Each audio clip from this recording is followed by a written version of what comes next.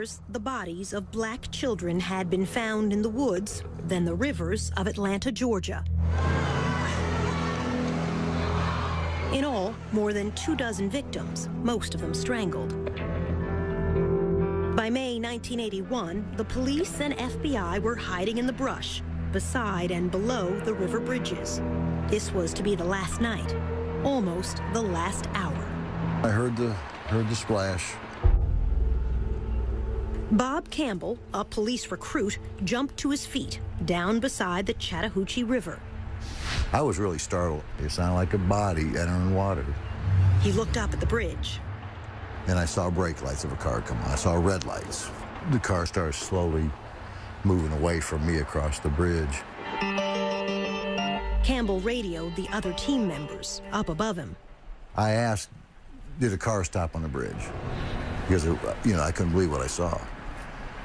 And each person told me they didn't see it. Then a policeman in a chase car, hidden on the other side, came on the radio. He just said, the car is pulling into the parking lot here, turning around in front of me. I started coming back across the bridge, coming back in my direction. This is that white station wagon. Police followed it and stopped it nearby. FBI agent Mike McComas rushed to the scene. The driver was standing by the highway. He was talking with the officers, saw a black male. He had on a baseball hat, had on glasses. The young man was Wayne Williams, about to turn 23. A self-anointed music talent scout who slept days and roamed the city at night. McComas invited Williams over to his car. He got in the car and I said, do you know why we're here? And he immediately said, yes, it's about the missing children. And that kind of stunned me, and I said, well, what do you know about that? And he goes, well, he said, I don't think that the various news agencies are covering it adequately. Do you? 2 weeks later, this headline would break the news of that night on the bridge. Wayne Williams would be sent to prison to serve 2 life sentences for murder. At first glance, he hardly looks like a serial killer. Not much more than 5.5 feet tall, barely 150 pounds, now in his 50s and growing bald. The bottom line is, nobody ever testified or even claimed that they saw me strike another person, choke another person, stab, beat, or kill, or hurt anybody, because I didn't. This is the first time Wayne Williams has talked on TV in at least a decade. Why do you think you were convicted? Fear. What do you mean? Atlanta at the time was in a panic. They wanted any suspect that they could find, and let's just be honest, it had to be a black person, because if it had been a white suspect, Atlanta probably would have gone up in flames. It came very close to that. Do you think you'll ever be free? No, Dot, it's not a matter of if to me, it's a matter of when.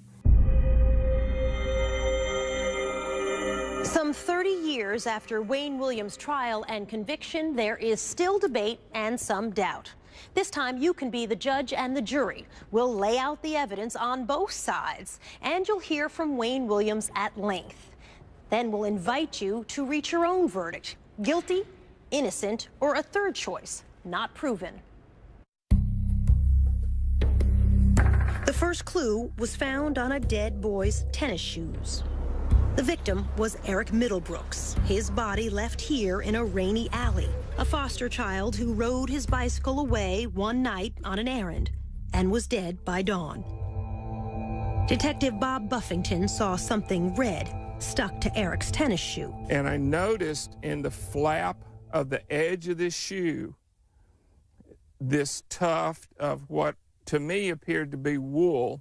And that was it. We could find no other evidence. Back at homicide, Buffington showed the fibers to his superiors. The lieutenant made a big joke out of it and told the rest of the squad that if I went over to the lieutenant's house and cleaned out the lint trap in his dryer, we could probably clear out all the cases in the city of Atlanta. Still, Buffington sent the fibers to the state crime laboratory. A young forensic scientist, Larry Peterson, took a look. So why was a fiber that was stuck in the crack of a shoe Why was that Because it was important? somewhat loosely there, and people don't normally have tufts or carpet fibers loosely stuck in their shoe. From those few thin threads, Peterson would begin to build a case to try to catch a killer. How many fibers across the board did you look at every day in this case, when the case really started getting busy? 100, 500, Well, 1,000? Literally, there's going to be hundreds, if not thousands, of fibers there, depending upon the case. In the spring of 1980, no one wanted to believe a serial killer was loose in the city, even when Bob Buffington spotted a disturbing pattern. There had been a sharp increase in the number of children under the age of 14 who had been killed. When he told his boss at Homicide, the major threatened to transfer him. And I truly think that they were afraid that there would be a panic. It was this mother, after the loss of her 9-year-old son, who finally forced police to listen, but not until almost a year after her boy died. Camille Bell and her children lived in these project apartments, poor to the eye, but rich in mind and spirit. Yusef Bell was an honors student in the gifted program at school. On a warm October Sunday in 1979, he walked away on an errand to buy snuff for an elderly lady downstairs. He went barefooted in a pair of brown shorts. He got to the store, he bought the snuff, he started back home. Less than half a block from this store, Yusef Bell stepped off this curb and vanished. And nobody saw anybody do anything or anything, but they did see him come back across the street. And that's the last that we saw him. Camille Bell called the police. They came and said they'd write a report. That's all. Days went by. Camille waited with 2 older children and Yusef's 3-year-old sister. And so she is terrified. If he can go to the store and they can steal him, then she doesn't want to leave the house. She doesn't want to do anything. Camille hid her own fear from her children. And you've got to hold them together so you can't act as scared as you are. The body of Yusef Bell was found in an abandoned schoolhouse. His body would not turn up for another month. Yusef Bell had been strangled. All of the what could have been, should have been, and probably would have been was taken away. And we'll never know now because somebody decided that it was all right to just kill a little kid because they wanted to.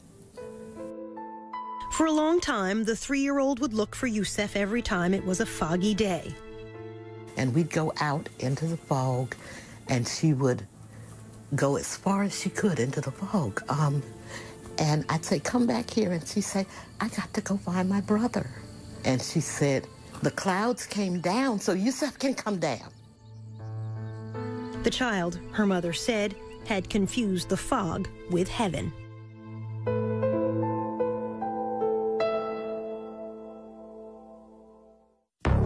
Still ahead, the boy who was too brave. I mean, he was like, man, I want to find this killer and get this reward money. A drive-by threat against the FBI chief's child. Some guy in a pickup truck said, I'm gonna get you, nigga. And in the end, the curious question of the CIA. When you're 19 years old, you're saying you work for the CIA. You've been recruited. I'll let the document speak for itself. We're not going to comment on it. Then. Do you know how to kill someone with a chokehold? That's a yes or no answer. No, it's not. Yes, no, it's it not. is, actually. No, it's not. No, it's not. Do you know how to kill someone with a chokehold? No, it's not.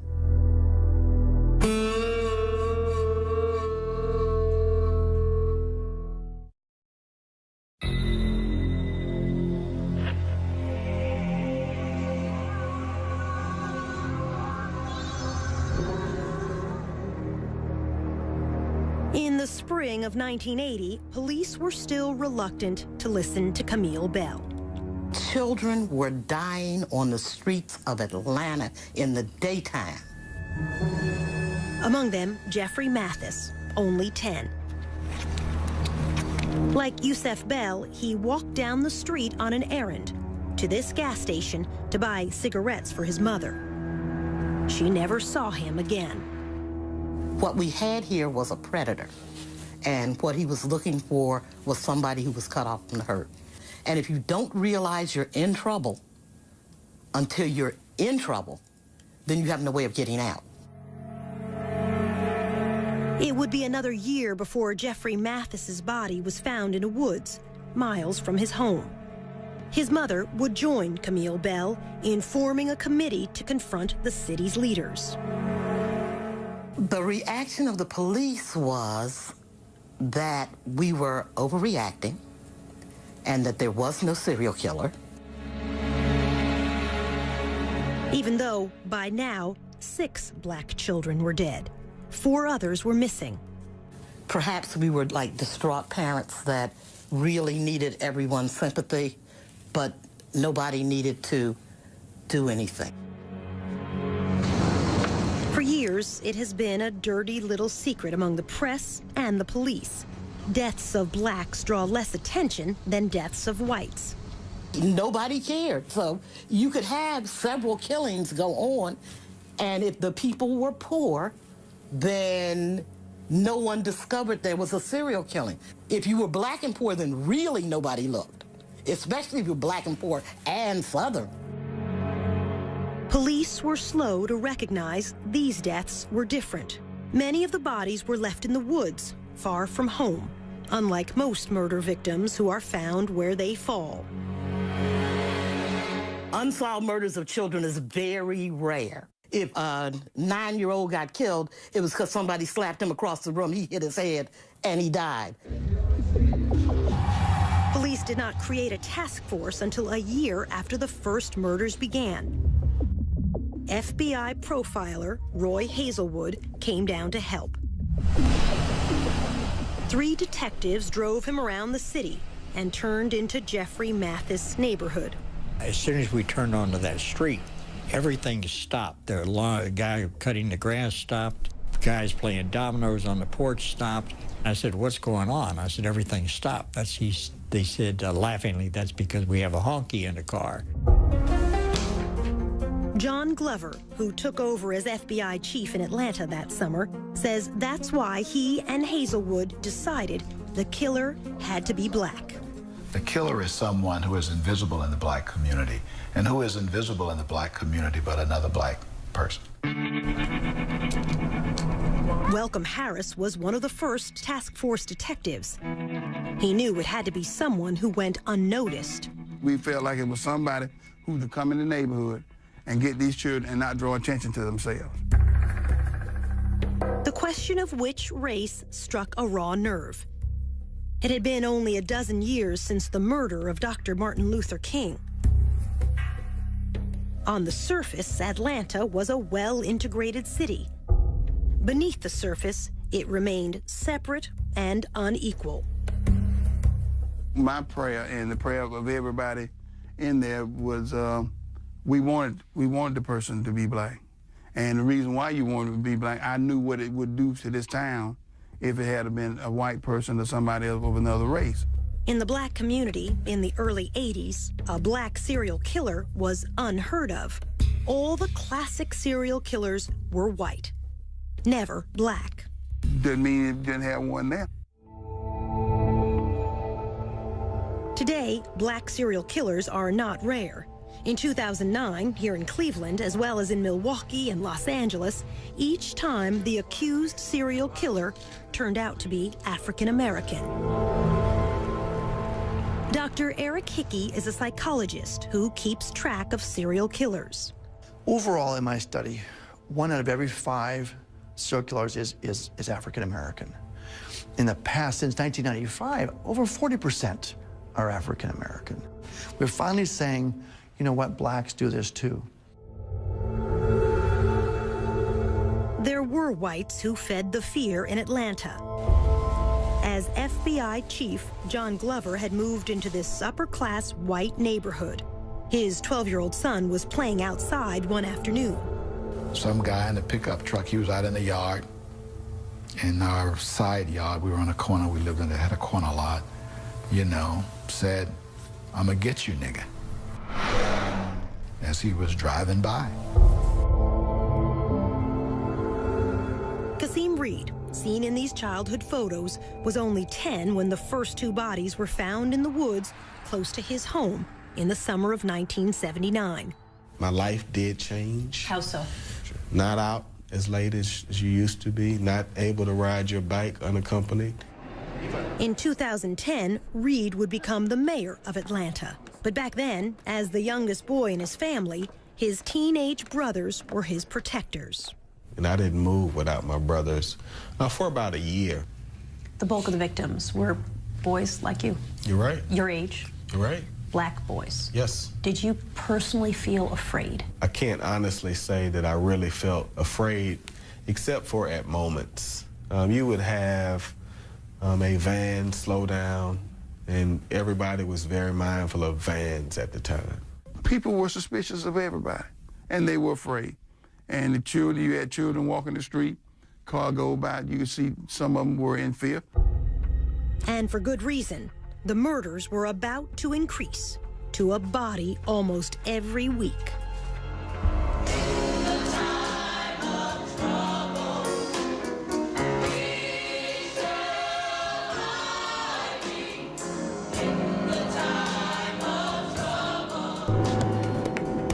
Coming up, a creature of the night. Being an ex-news reporter and all, you know, nighttime is me. That's the time I'm out most of the time. And a mystery within a mystery.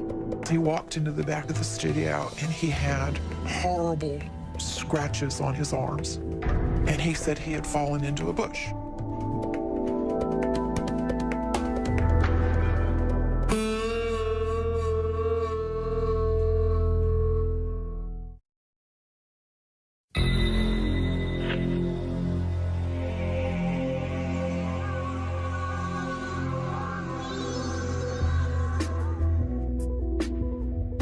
Many of the children who died were poor, who earned spending money carrying groceries, running errands for others.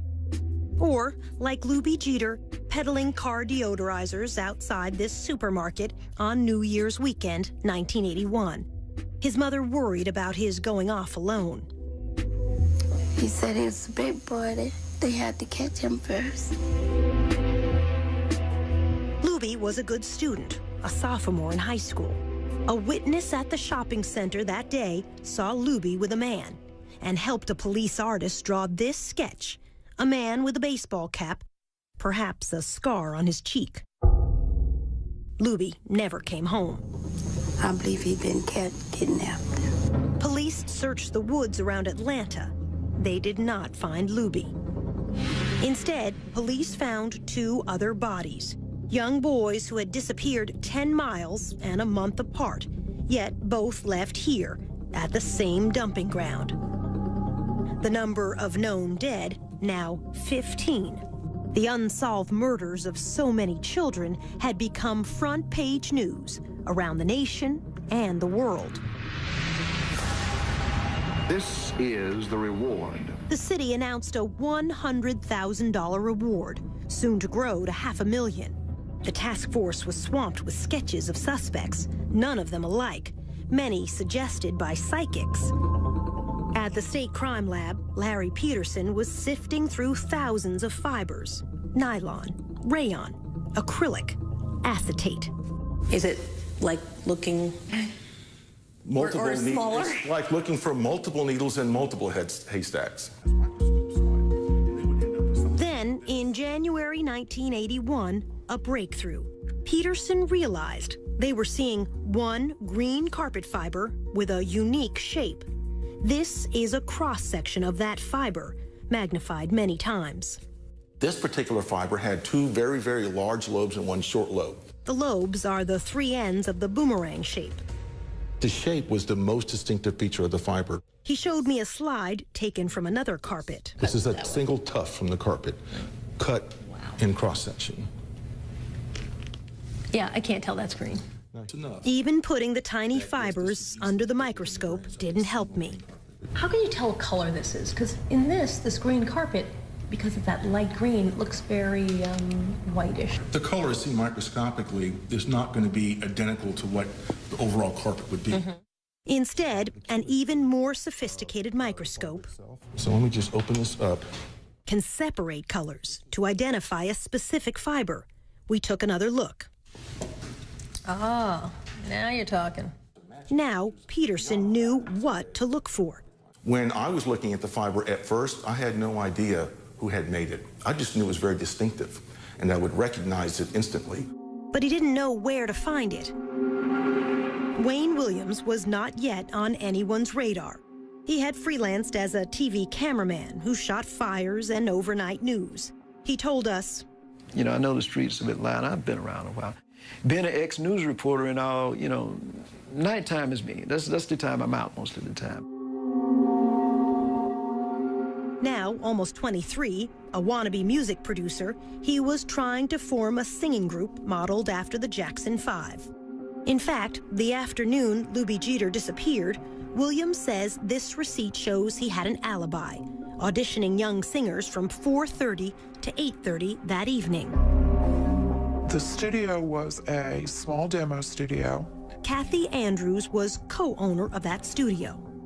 To my best recollection, he auditioned young kids for a group that never existed. They were roughly as young as 8 and as old, for the kids, they were as old as 11 or 12. Now living in another state, Kathy Andrews did not want her face shown because of what she saw on another day at her studio. At one point in time, when Wayne came for one of the sessions, he walked into the back of the studio and he had horrible scratches on his arms. Deep and painful, crisscrossing both arms. It was more this way and that way and that way and that way and that way and that way. And they were angry looking. And when I looked at him, the first words out of my mouth was, "Oh, Wayne, what happened? That looks awful." And he said he had fallen into a bush. 15-year-old Terry Pugh died late that January. His body dropped by the roadside in a rural county 20 miles from home. He had been strangled. His mother. Whoever killed him, he had a tussle with him because he had scratches all over. It gives me chills down my spine still. To this day, Kathy Andrews does not believe Wayne's explanation. He did not fall in a bush. It was, after you realized it, it was fairly obvious. I mean, and I don't know what else could have caused that kind of wound on his arm. The intervals between murders were shrinking. 19 days from Luby Jeter's disappearance until Terry Pugh's death. Then 15 days until the next victim. Soon 13, then 11. And before long, a body a week. FBI profiler Roy Hazelwood says this is not unusual for serial killers.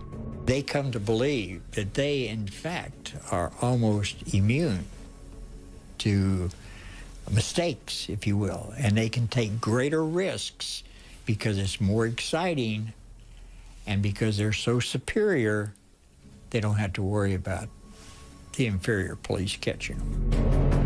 After a month, Luby Jeter's body would be found in the woods, the boy left naked except for scraps of underwear. The medical examiner would testify Jeter apparently had been killed by, quote, a chokehold around the neck, a forearm across the neck. It's a question we'll have reason to ask Wayne Williams by the end of all of this. It's actually a very simple question. Can you kill someone with a chokehold? And when you were 19 years old... You probably could under the right I know for a circumstances. fact I could not. When we return, the boy who wanted to catch a killer. The body was indeed another victim of Atlanta's child killer or killers. I just know right away it was his body. Oh my God, Mom. And later, a failed lie detector test. It surprised him that he didn't beat that polygraph test. He was convinced he could beat a polygraph test.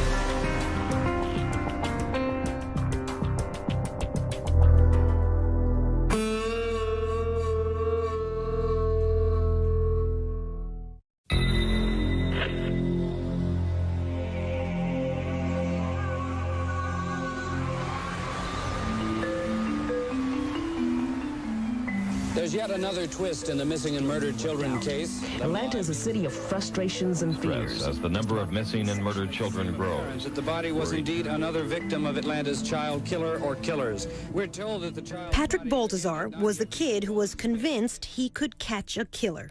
He was like, man, I want to find this killer and get this reward money, and I'm going to buy my mom a house, and I'm going to do this, and I'm going to find this killer. His stepmother, Sheila Baltazar, was worried. For a 10, 11-year-old child to be talking like that, that was just like, wow, you know, where's his mind at? Patrick was a latchkey child, living unsupervised with an older brother in a project apartment near downtown. He was very streetwise. He stayed out late at night, often at the Omni Center, now the headquarters of CNN, but back then a hotel complex with an indoor skating rink and a game room for kids. And that's where he spent a lot of his time at the games arcade. Wayne Williams was known to frequent the Omni, passing out these flyers as a talent scout to offer auditions to boys from age 11 on up.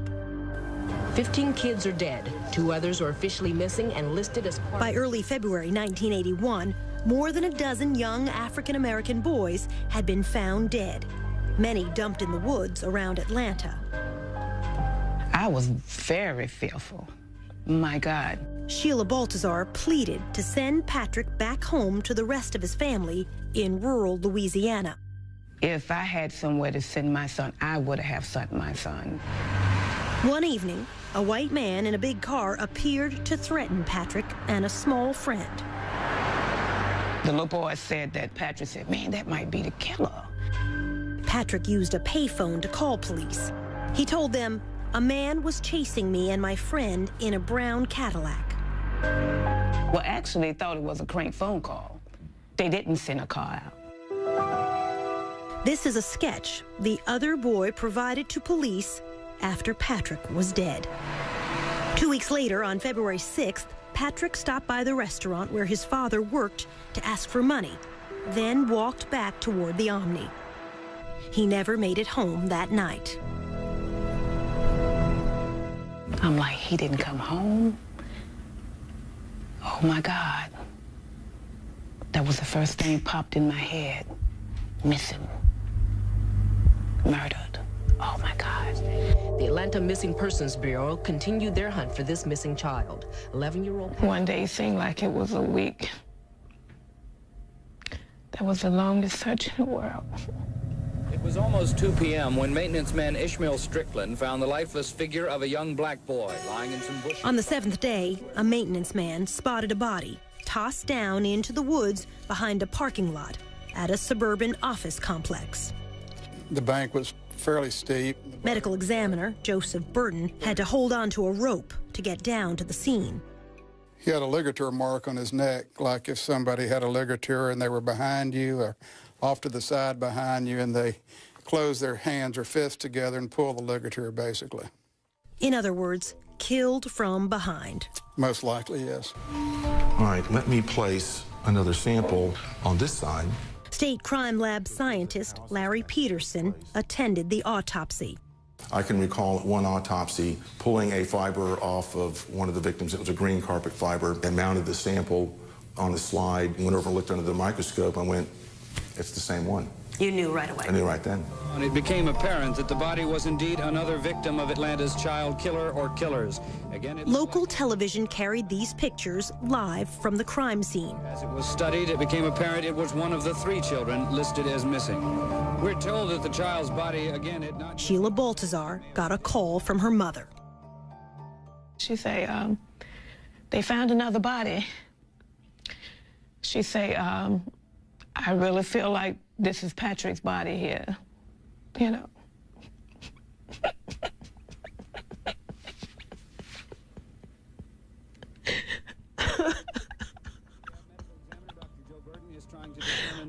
Oh my God. But if he is one of the 3 missing children, the chances are strong that he was 11-year-old Patrick Baltazar, who disappeared 1 week. Mrs. Baltazar and her husband went to the funeral home to identify their child. They told me he had struggled you know, for his life. And seeing the print, this, you know, the rope print across his neck, all the way around the front.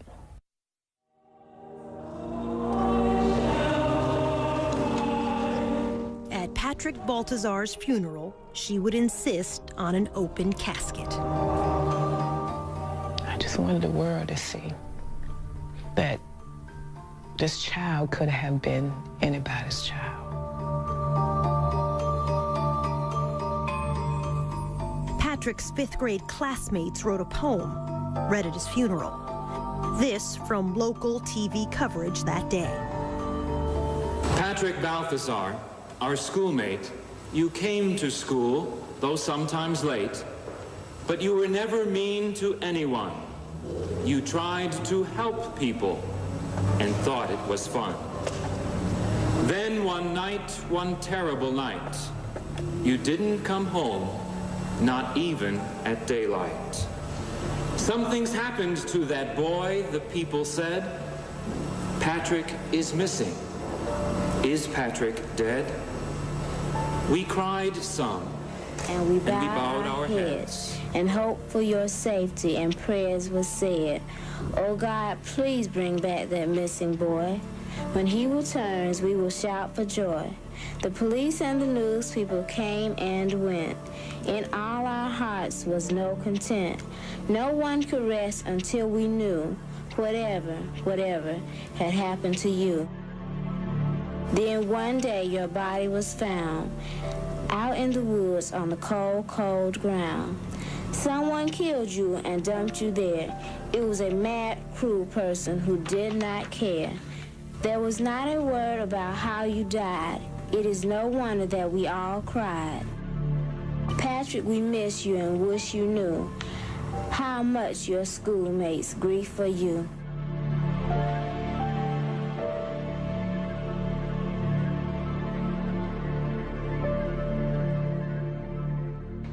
Just ahead, the Klan under suspicion. It was an entire family of brothers that were involved in the Klan. And then a disappearing nylon cord. Could have been the murder weapon, as far as I know.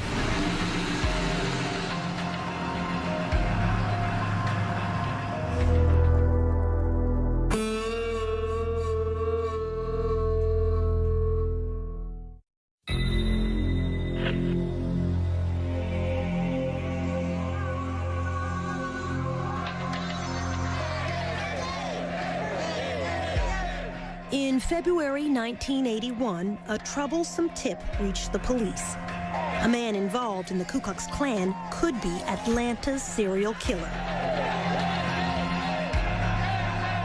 Atlanta was about to explode, and here was information potentially that the Klan could have been doing this. Bob Ingram with the GBI, Georgia's Bureau of Investigation, got the case. It was an entire family of brothers that were involved in the Klan that were the focus of this particular intelligence information. An informant said one brother had threatened Luby Jeter, the child found dead only weeks before. The Klan associate lived here on a dead-end street in the railroad town of Mountain View, on the outskirts of Atlanta. We're tapping telephones.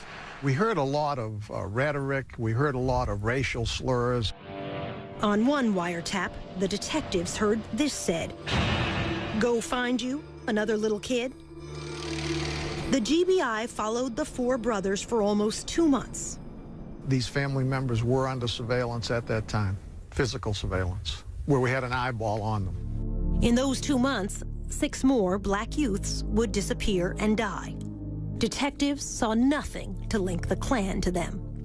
If somebody was in there with a van or 2 or 3 men who, you know, to grab somebody and dump them in the back of a van, people would have noticed if they were white. The brothers were called in.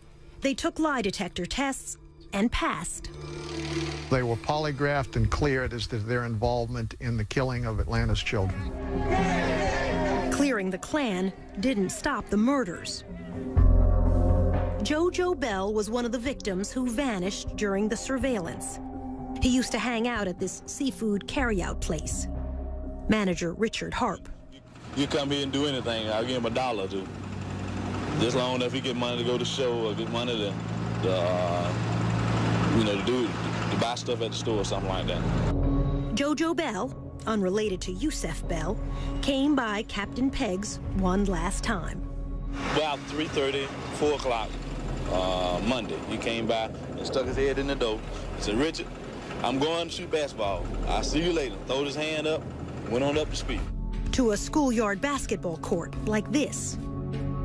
This witness, Eugene Laster, knew JoJo and saw him leave the game. He said JoJo left in a station wagon that looked like this. Laster testified he got in the car, got in Wayne's car. In court, Laster would identify Wayne Williams as the driver. Eugene Laster. Okay. He's pretty much an eyewitness. Said that you gave a ride to JoJo Bell in your station wagon. Okay. Did you? No, I did not. You never gave a ride to JoJo Bell? No, I did not. Williams did not deny he was the driver. He instead insisted his passenger had to be someone else. JoJo Bell was never to be seen again. But it would be horrendous if another child dies, period. A week later, Sammy Davis Jr. and Frank Sinatra came to Atlanta for a concert to benefit the children. The photographer up on stage, that's Wayne's father, Homer Williams, with the black newspaper, Atlanta World. How come you got no tuxedo on there? You're going to come up here on the stage looking like that there. Backstage with Sammy Davis Jr. in a photo which made the front page, that's future Mayor Kasim Reed. I remember that. It was so cool meeting Frank Sinatra. As a young child, Reed would help the volunteers searching Atlanta's woods every Saturday. We literally would walk through wooded areas, chaperone, and we would walk for a period of time until about an hour before nightfall. But now, a new twist in the murders. Patrick Baltazar, the 20th victim, would be the last child to turn up in a wooded area. A day or two later, an official would tell reporters fibers and dog hairs were being collected from the victim's clothing. The next child to die would be found in a river, wearing nothing but underpants. Fewer clues now for Larry Peterson. We're talking maybe a dozen or dozens of fibers as opposed to hundreds or potentially 1,000 fibers. The 13-year-old victim was found beneath this bridge over the South River in Atlanta's suburbs. A driver crossing that bridge earlier in the week saw a man leaning over the railing. It turned out to be the same afternoon JoJo Bell disappeared. At trial, the witness said the man was Wayne Williams. JoJo's body would not be found for 7 more weeks, until Easter Sunday. It had floated far down the South River, almost into another county. He also had nothing on but underwear, basically. Medical examiner Joseph Burton went out in a boat to retrieve the boy. We've got the body wrapped in a sheet. I'm the one with the shirt off. Dr. Burton ruled both JoJo and the other boy found in the river had been asphyxiated. We didn't have any history of either one of these boys swimming in the South River in their underwear. Other bodies were now washing up in the Chattahoochee River to the west and the north of Atlanta. 5 victims in that river in the next 6 weeks. I said, you know, if I was doing that, I'd be throwing them off the bridge. FBI agent Mike McComas grew up along a river in Tennessee. He knew if something were to float on downstream, it had to be dropped in the middle of a river. McComas suggested the bridge stakeouts. We looked at remote places, dark places. We believed it would be at nighttime as opposed to daytime. The FBI and police began night watches at 14 bridges over the Chattahoochee and South Rivers. The stakeouts were to last 4 weeks. Nothing until the very end. We, at that point, were ready for that to be our last night. And Wayne Williams showed up that night. Just before 3 a.m., the station wagon drove onto the bridge. Had he waited a couple more hours, we might not have been there. Otherwise, we would have missed him.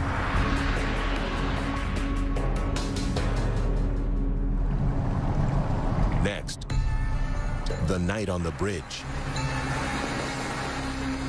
You said, I know this is about those boys, isn't it? Correct. That's what I said. Pretty damning statement, don't you think?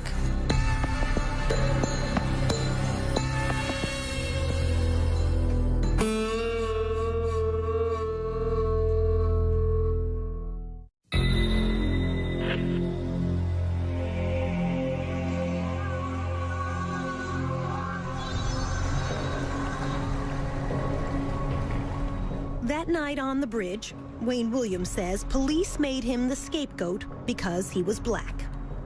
Soledad, when this case happened, if those police had arrested a white man, Atlanta would have erupted, as well as several major cities. You possibly would have had another race war. No, said the FBI chief. On the Atlanta Police Department side, they were looking for a white guy. So why would all of a sudden the black guy be considered a scapegoat? Williams disputes almost everything police witnesses said about that night. What happened that night on the bridge? Okay, in the first place, and I'm not being facetious, but nothing happened on the bridge. That's the whole misconception. As he tells it, there was no splash. He never stopped and didn't turn around. So you never stopped on the bridge? No, I didn't. You didn't throw trash? No. You didn't throw anything? No, I did not. You didn't throw a body? Definitely not a body, no. His story. I crossed the bridge. I turned off briefly after I crossed the bridge at what I called a liquor store. Williams said he pulled into the parking lot only to look up the phone number of a singer he was trying to locate at that hour. I turned back on the highway. I went to a Starving Marvin store. I used the telephone, and I came back. The call didn't go through. I got some recording, this number's not in service, and I said, well, this is a prank. This is the closest thing to an address he had for the singer he said was Cheryl Johnson. The FBI looked hard and could never find her. It says to me that Cheryl Johnson didn't exist and he made it up. Williams says only after that call from a gas station did he turn around to cross back over the bridge again. Police would stop him moments later. You said, I know this is about those boys, isn't it? Correct. That's what I said. Pretty damning statement, don't you think? No, I mean, the perception in Atlanta was, at the time, kids were missing, and I think, if I'm not mistaken, the perception was a lot of young males were missing, and that's what I asked myself. This is about those kids, or boys, or something like that, isn't it? Remember what FBI agent Mike McComas said he saw when he got to the scene? Saw a black male. He had on a baseball hat.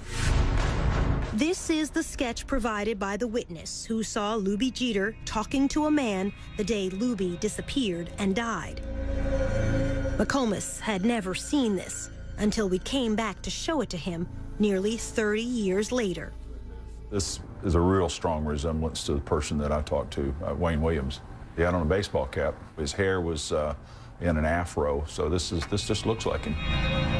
Williams agreed to let McComas search his station wagon. On the floor, in the front of the back seat, he saw... There was a nylon cord.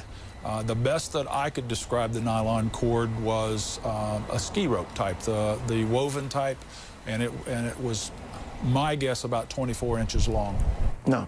Williams denies there was any such cord. Because if that rope had been in the station wagon that night, I'm sure they would have taken it. The fact that I didn't confiscate it doesn't make it go away. It was there. The nylon cord would never be seen again. Could have been the murder weapon, as far as I know. Yet, FBI supervisors decided to let Wayne Williams go that night. Well, first, we didn't have a body. So, secondly, there was no one who saw Wayne Williams outside of his car. There was no one that saw him throw anything overboard. 2 days later, only a mile downstream from that bridge, another body. After 2 years, one suspect now, Wayne Williams.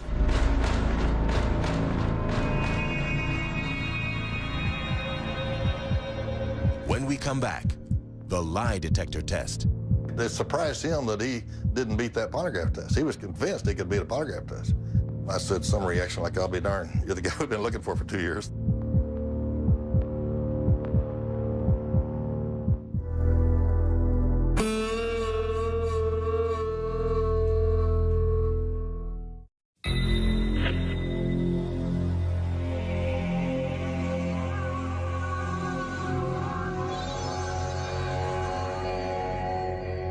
The second day after Wayne Williams was seen on the Chattahoochee River Bridge, the body of Nathaniel Cater washed up downstream. He was a down-on-his-luck drunk, 28 years old, but small, weighing under 150 pounds. Again, the medical examiner said Cater could have been killed, quote, with a chokehold, trapping the neck in the crook of the arm. His would be the last body found in the Atlanta murders, the 27th male victim. At Cater's funeral, Wayne Williams' father, Homer, took this photo for the Atlanta World newspaper. On June 3rd, the FBI brought Wayne in for a long night of questioning. Wayne agreed to a lie detector test. He was as composed and calm as you can get. You got 26 bodies out there in the woods and rivers, and he's just sitting there in total control. Richard Ratcliffe was the FBI polygraph examiner. I said, I don't care what you were doing on the bridge. I don't care what you threw in the river. If it wasn't a little boy's body, you'll do fine this test. He told Williams in advance what he would ask him. Did you kill Nathaniel Cater? Did you kill him that night that you were on the bridge? And did you throw Nathaniel Cater into the Chattahoochee River? And when I ran that test, it's like, wow, this is it. Wayne Williams flunked all 3 questions. Might as well, this test would reflect that you did kill Nathaniel Cater, and you threw his body, that was his body, you threw off the bridge that night. The polygraph measures sweating, the heartbeat, blood pressure, all rise with tension. You breathe a little faster. You have a hard time getting your breath. You sweat a little more. He did all this. Wayne Williams took the test 3 times. He failed each time. I said some reaction like, I'll be darned, you're the guy we've been looking for 2 years. It surprised him that he didn't beat that polygraph test. He was convinced he could beat a polygraph test. He sat there and studied it, and he said, what's this question right here? And I said, that's pretty good. That's, did you cause the death of Nathaniel Cater? And then he said, what's this question? I said, well, did you throw his body into the Chattahoochee River that night?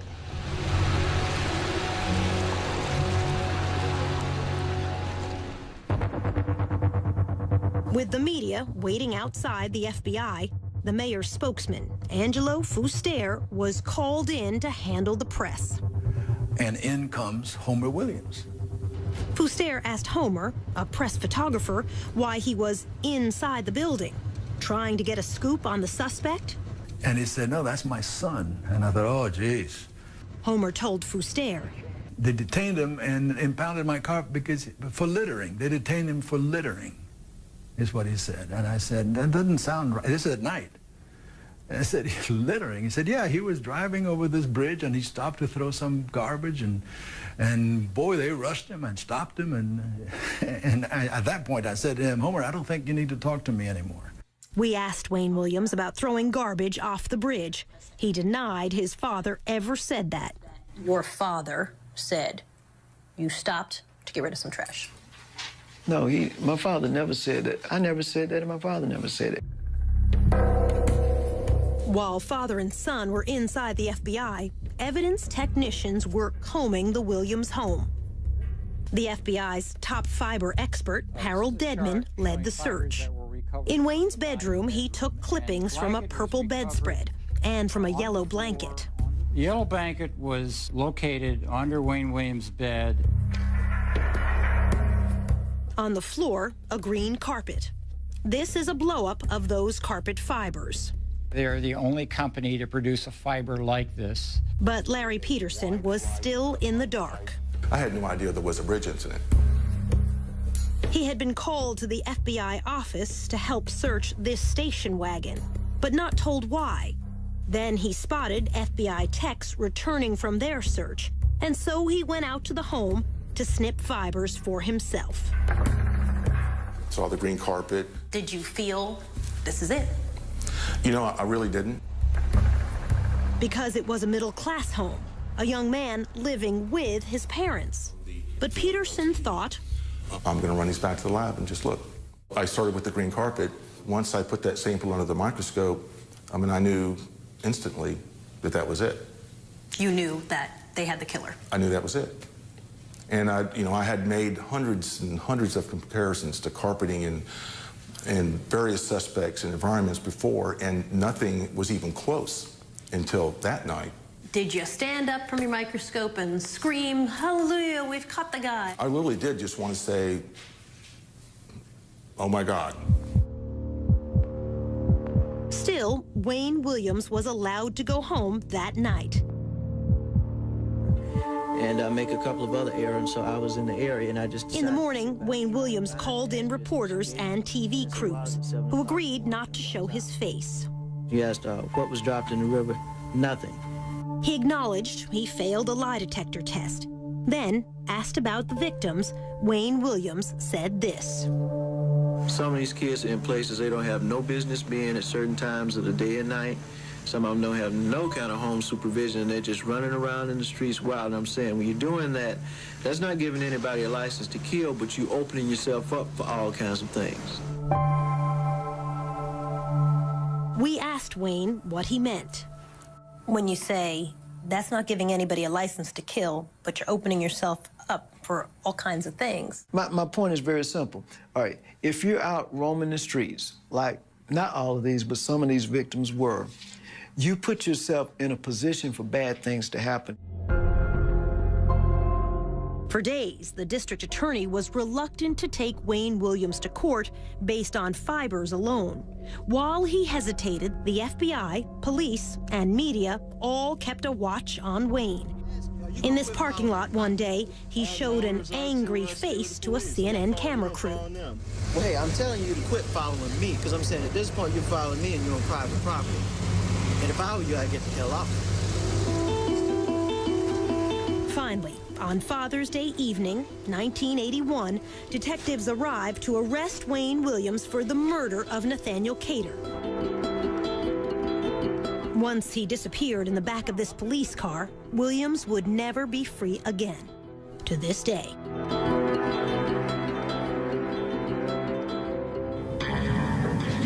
Ahead, the trial and a blow-up on the witness stand. I was probably my own worst enemy. I could see almost the shock in the jurors' faces. When he said, "You want the real Wayne Williams, you've got him," I think the jury understood that.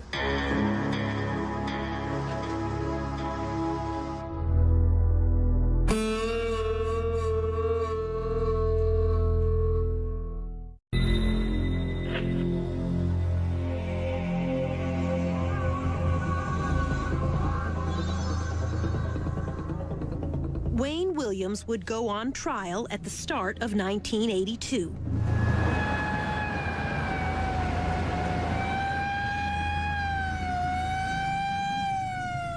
Testimony would last almost 2 months.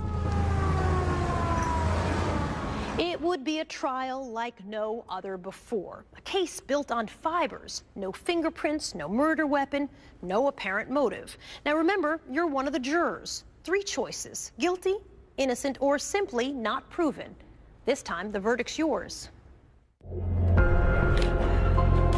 Mary Welcome was Wayne Williams' defense attorney. Good morning. Good morning. How are you? This was her first murder trial. What was he like when you met him? A most unlikely killer. Yeah? Why? Because he just didn't appear to be the kind of person that could strangle anyone or have the strength to. To her, Wayne Williams seemed gentle, childlike. One day I left him in jail. I said, Wayne, is there anything I can bring? Would you like anything? He said, would you bring me some bubble gum? Williams was charged with and tried for only 2 murders, Nathaniel Cater and Jimmy Payne, both adults found in the same area of the Chattahoochee River. Cater's body was nude, but his hair was caked with mud. Digging through that silt, I was able to recover dog hair and fibers that were close to his scalp. The dog hair was consistent with Sheba, the Wayne Williams family dog. In Cater's hair was one of those unusual green carpet fibers. Under a microscope, Peterson could see the boomerang shape, just like those in the Williams family carpet. This is an actual piece of that carpet, which the FBI's Harold Dedman said was quite rare. It's got an unusual carpet fiber. It was manufactured for a limited amount of time. It was a 10-year-old carpet. On Jimmy Payne, the other victim, Dedman found yellow rayon fibers stuck to his cotton shorts, fibers consistent with the blanket under Wayne's bed. I personally took the cutting from the yellow blanket that was under the bed.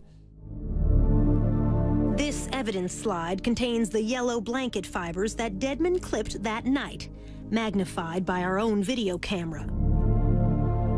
But when Larry Peterson had returned that June for a second search a couple weeks later, There was no yellow blanket to be found that I could find.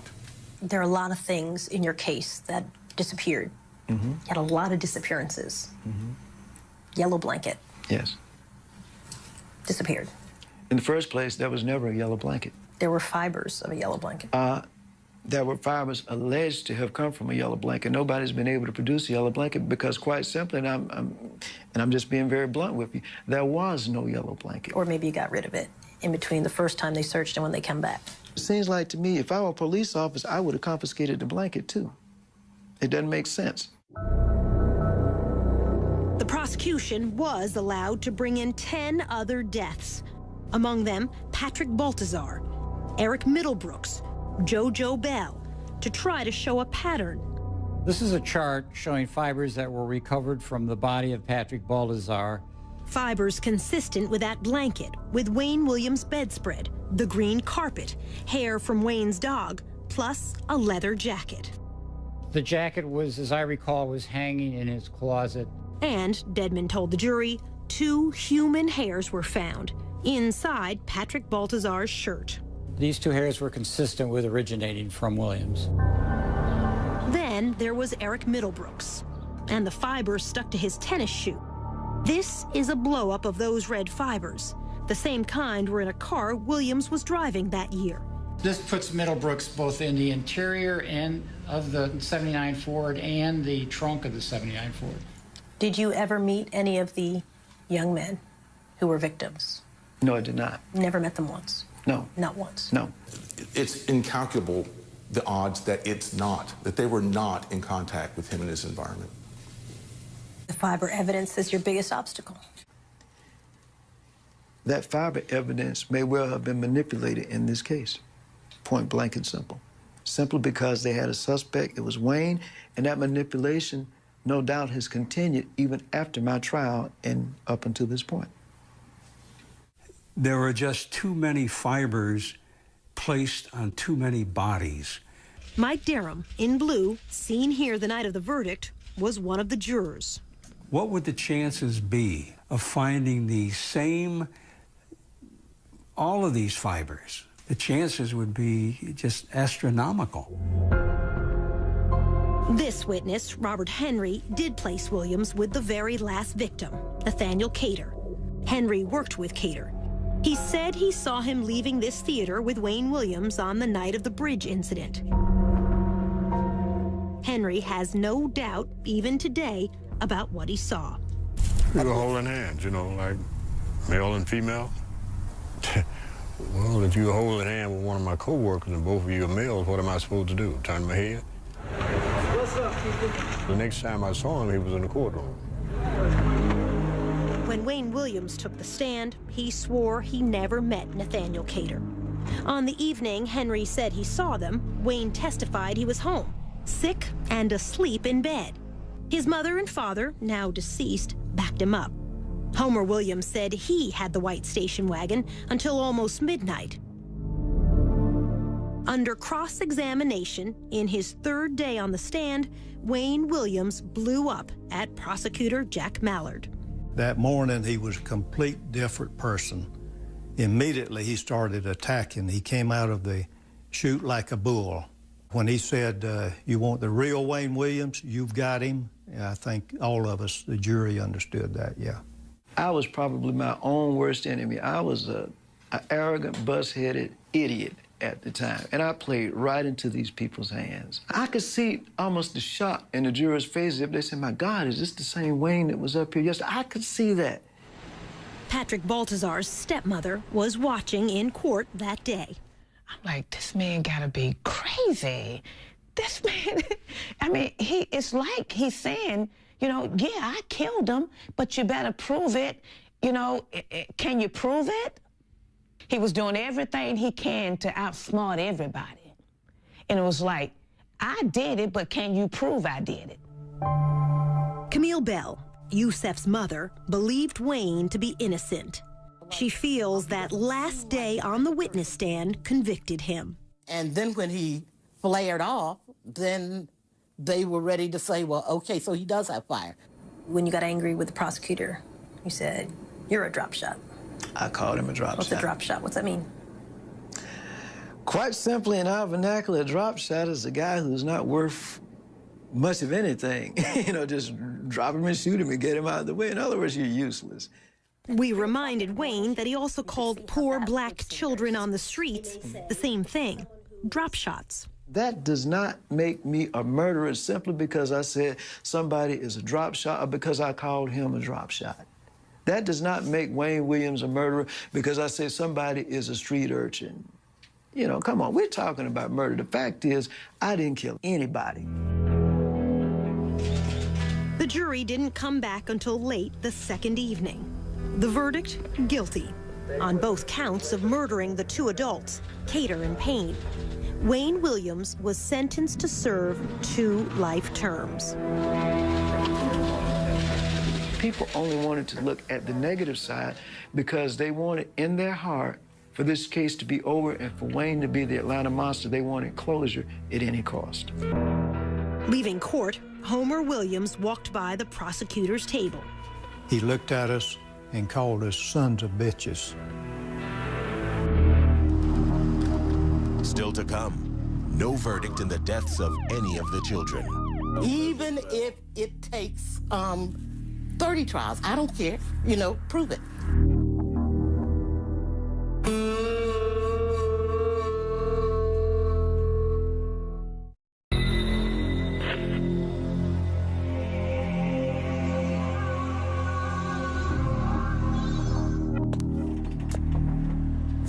Defense attorney Mary Welcome did not expect the guilty verdict. I was crestfallen. So why do you think the jury convicted him? Because he might have been guilty. Because he might have been. During the trial, medical examiner Robert Stivers told the jury there had been very few strangulations of black males in the years before these murders began, and none at all with bodies left in rivers or by the roadside since that night Wayne Williams was stopped leaving this bridge. They were convinced that the crimes had stopped because Wayne had been arrested. And I think what happened is people stopped looking and stopped counting. Murders have continued in Atlanta. Shootings of black men, stabbings of black women, but not strangulations like before. Not black youths dumped far from where they were killed. Detective Welcome Harris would stay on the police force another 25 years. We asked him how many more children were killed the way they were in the 80s. None that I can recall. None that I can recall. Wayne Williams' appeals would drag on for years. He almost won the first one. Georgia Supreme Court Justice George Smith helped a colleague write a ruling that would have reversed the verdict. He would have found that the evidence didn't support a conviction. That's what he did find originally. but the 5 other justices resisted. When we met, they pitched a royal fit. They were not going to overturn the conviction. The 5 of them were. In the end, all the justices, except Smith, agreed to uphold the conviction.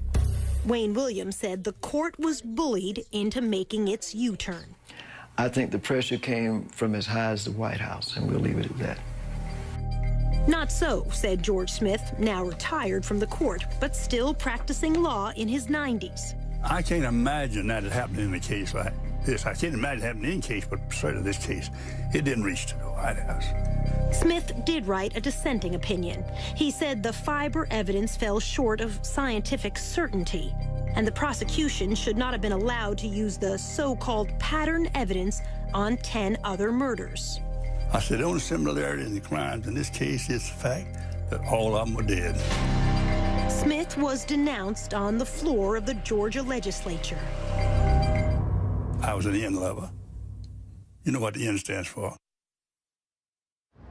Mary Welcome agreed when Justice Smith wrote the defense attorneys were ineffective. We were rendered ineffective. We were rendered incompetent because of the lack of funds, lack of time, and the lack of resources. Absolutely. Things did go wrong in the trial that should not have. An ambulance driver suggested an explosive motive for Wayne Williams. This from CNN's report at the time. Bobby Tolan said Williams asked him once, had he ever considered how many blacks could be eliminated by killing one nigger child? But unknown to either side, Tolan was not his real name. In fact, he had a criminal record. He testified under a false name, had an extensive arrest record under his real name. I'm not sure that we knew all of that at the time, or it was disclosed to us. Rogers' home is but 8 blocks away from where he was found today. Then there was the murder of Larry Rogers, a retarded youth.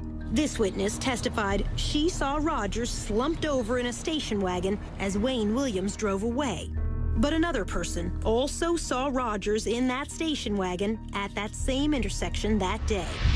He helped a police artist draw this sketch. It does not look like Wayne Williams. However, the defense never called the other witness to ask about the sketch. No, I don't even remember seeing that. Supporters of Wayne Williams say there was one murder which shows the fiber evidence could be faulty. The death of 12-year-old Clifford Jones, left by a dumpster in an alley on a summer night in 1980. Some of those unusual green carpet fibers were on his body. Yet another boy said he saw a coin laundry operator kill Clifford Jones. Detective Welcome Harris said the boy was not believable. He exaggerated stuff. He could, in other words, he was open to suggestions. And if you said that Mickey Mouse was up there, and if he sensed that you wanted him to say that, he said, yeah. Wayne supporters point out the laundry manager failed 2 police lie detector tests, but few are aware of a 3rd test given by the FBI examiner, Richard Ratcliffe. The result? In layman's terms, he passed. He wasn't involved in killing Jones. Only days after Wayne Williams was convicted of killing 2 adults, Atlanta's police commissioner closed the books on 21 other murder victims, declaring they, too, were killed by Williams. Most were children, among them Clifford Jones and Yusef Bell. But without trials, the mothers were left without a verdict, one way or the other, in the deaths of all of the children. Camille Bell. Even if it takes 30 trials, I don't care. Prove it. The prosecutor's answer, it would serve no purpose. You can only serve 1 life sentence.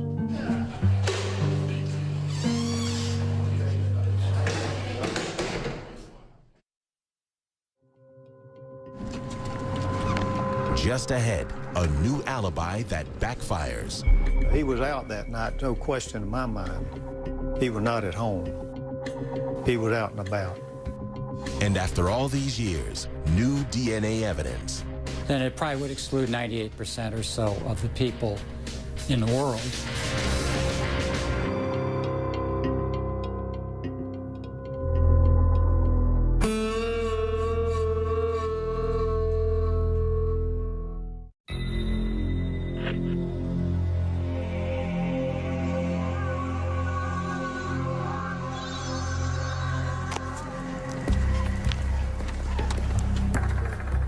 4 years after the trial, Robert Henry would change his story about seeing the last victim, Nathaniel Cater, holding hands with Wayne Williams.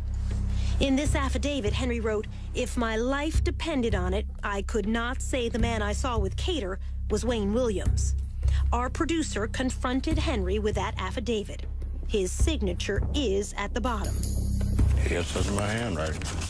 Whose words are those? They're not mine. Whose words are they? I'd rather not say. In the summer of 1986, Henry was in prison here when, he said, an associate of Wayne Williams came to see him and told him what to write. When you said, "I could not ID the face of Wayne Williams as the man I saw with Nathaniel Cater," are those your words? Those are words I was told to say. By?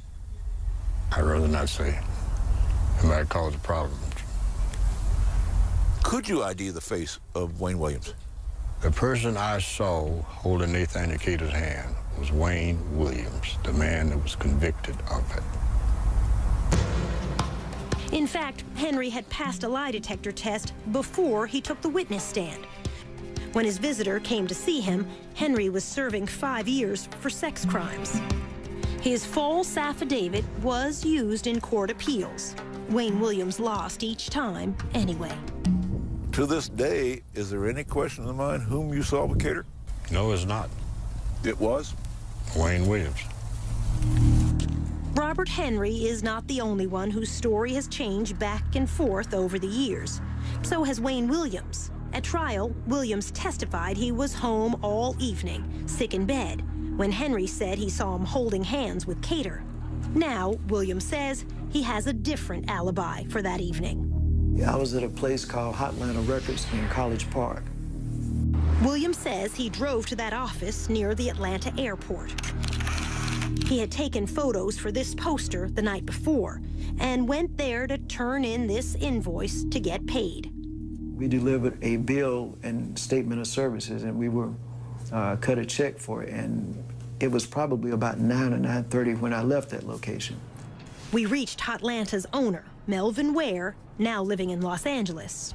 He called in advance, and when he came, I went back and wrote the check behind the desk. That's where our checkbook was. But he said Williams didn't stay that long, not as late as 9. It wasn't like 5 minutes or 10 minutes. We always spent maybe a half hour or something like that. How did Wayne get to the office? He drove. I think he had his dad's car, if I'm not mistaken.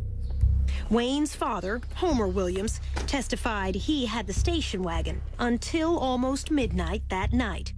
But Chet Detlinger, an investigator for the defense, said Wayne told him long ago this was a lie. All he told me was he had the car, his daddy didn't have the car. Wayne said, but I had the vehicle, and I didn't want to corrupt my dad's testimony in the eyes of the jury, so I lied about it and said I didn't have it on the stand.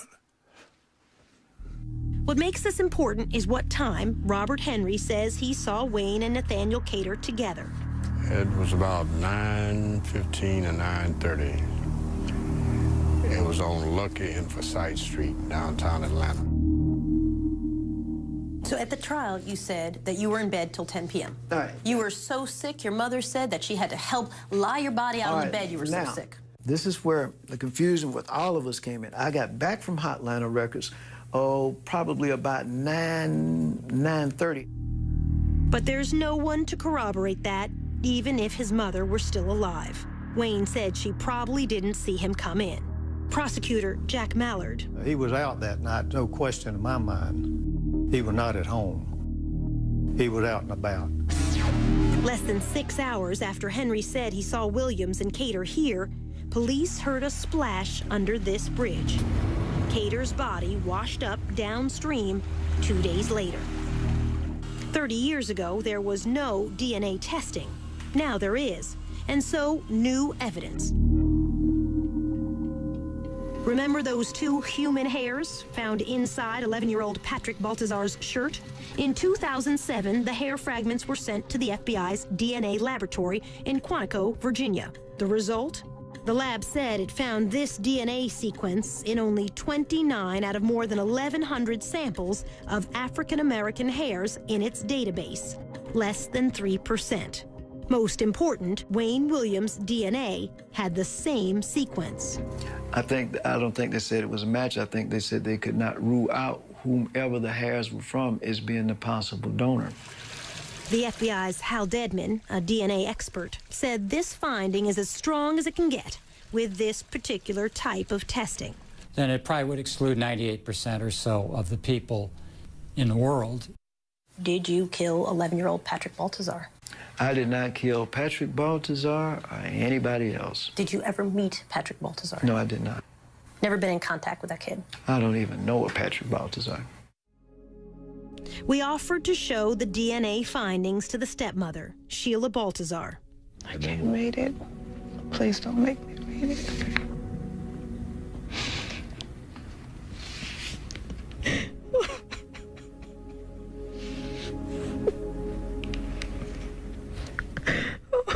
Oh my God. So we told her what the FBI report said.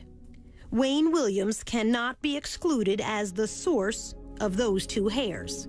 She listened. Then this. Without a shadow of a doubt, I really in my heart believe that Wayne Williams killed Patrick Baltazar.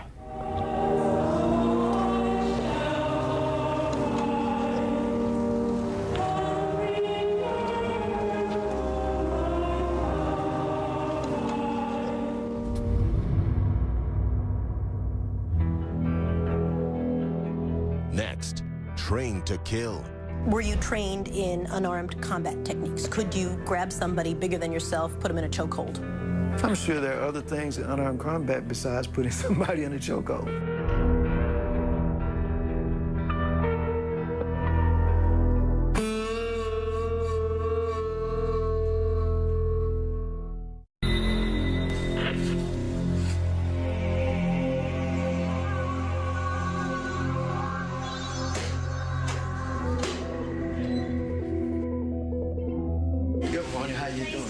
When we returned to prison for our final interview with Wayne Williams, we had one question he was not expecting. What Wayne had written about being recruited for espionage training as a teenager. At a secret government camp hidden in the woods near this North Georgia lake, where he was given what could amount to a license to kill.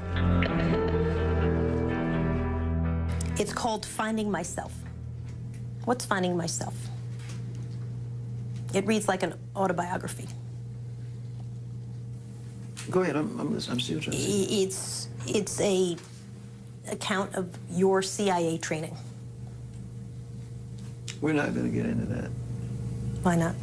We're not going to get into that. I got a copy of it. Yeah, but we're not going to get into that. Why not?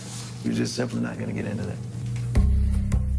By his account, Wayne was fresh out of high school, just 18 years old, when he was approached by an associate of an old World War II spy living in the Atlanta area and was initiated into a secret world. You're not going to answer a single question on this? No, ma'am. Is it fake? No. Is it fictional writing? No. Did you work for the CIA? We're not going to get into that. In these pages, he said he spent his summer weekends in those woods, learning how to handle plastic explosives, hand grenades, and something even more chilling. So, I'll do the talking part, and you can answer what part of it you want. You write how you fired rifles, submachine guns, handled assault weapons, grenade launchers, C4, learned unarmed combat techniques through this training group over weekends. Is it true or is it false? We're not going to comment on that. When you're 19 years old. You're saying you work for the CIA. You've been recruited. I'll let the document speak for itself. We're not going to comment on that. Did you work for the CIA? I cannot comment on that. Copyright 1992 by Wayne Williams. Is this an autobiography? I cannot comment on that. In his own words, Wayne Williams said this was part of a secret plan to send young black agents into the worst trouble spots in Africa in the late 1970s. He wrote that he finished training, then withdrew from the program.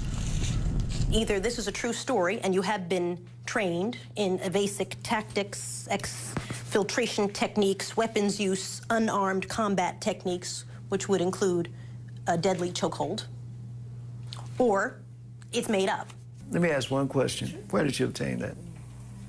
I can't tell you that. There we talking. You're a newsman. You know the answer to that question before you asked it. Okay. All right. I will say Is it true? I mean, it's got your name on it? I will say this. Were you trained in unarmed combat techniques? Could you grab somebody bigger than yourself, put them in a chokehold? Because that's what that is. I'm sure there are other things in unarmed combat besides putting somebody in a chokehold. But when I talk to the military experts and I say to them, what exactly does that mean? That's one of the things on their list. Top 2 things, by the way.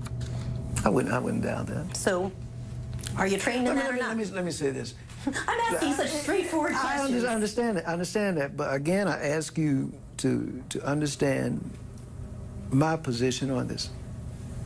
Let's say that were true, that were the case, or let's just say that I had some experiences that I do not want to comment on today for reasons that the document says, okay? The fact is, what does that have to do with the situation today? Everything. You tell me. It has everything to do with it. Listen. A big part of the conversation when I talked to your lawyers was, could Wayne Williams grab somebody? Did he have the strength? Look how, he's not a big guy.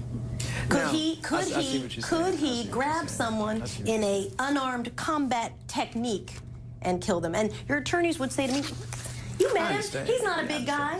So if you're telling me that, yes, in fact, I was trained by the CIA, which is basically what this document says in a nutshell, on the weekends when I was a teenager, and I am trained in the chokehold technique. That's one thing. If you're telling me that, no, that never happened, but you're writing a long fantasy about being trained for the CIA in weaponry and the chokehold technique, that takes it a whole other direction. Remember, doctors said at least 2 of the victims, and perhaps more, were probably killed by chokeholds. Do you know how to kill someone with a chokehold? That's a straightforward question, isn't it? Because I can answer that. My answer would be no, sir, I do not know. Do you know how to answer? What's your answer to that? Let me say something about that. That's a yes or no answer. No, it's not. Yes, it is, actually. No, it's not. No, it's not. Not until the very end of our prison interview did we come close to a real answer. It's actually a very simple question. Can you kill someone with a chokehold? And when you were 19 years old... You probably could under the right circumstances. I know for a fact I could not. I know you're being facetious, but I know for a fact I could not. You don't know. But were you trained as a teenager to do that? Because that's what you're writing in this. And I get CIA, you don't want to talk about it. It's all off the record. Let me state this for the record. Okay. I think in the paper that you have, and I will say this, that it says that there was contact with a certain program. And I will say it was the Junior Officer Training Program, which was run by a certain agency, and you're correct, CIA. But I never said that I worked for them. I simply said now who's splitting hairs? That I had some contact with some person, and that's all I'm going to say. Were you trained that's all I'm in gonna these say. techniques? That's all I'm going to say. He did acknowledge it was CIA training, but said no more. So, is this true, or only a fantasy in his mind? The mind of a man the courts have found to be a killer. We'll leave that question with you. The verdict is now yours to decide in your own mind. Again, the choices: guilty, innocent, or a third choice not proven either way. In a few moments, we'll show you the verdict that our audiences reached when this documentary was first broadcast. But before then, a look at some of the answers from those who lived through the terror 30 years ago. The prosecutor. Obviously guilty. The defense attorney. Not proven. One way or the other. The FBI agent in charge. Guilty of 2 double homicide. Sheila Baltazar. He could have killed all of them. The Supreme Court Justice. Not proven. The witness. Guilty. Camille Bell. Innocent but stupid. That first task force detective. No maybes, ifs, guilty. The right man for those homicides is in jail. The original audience verdict? Guilty, 69%. Innocent, 4%. Not proven either way, 27%.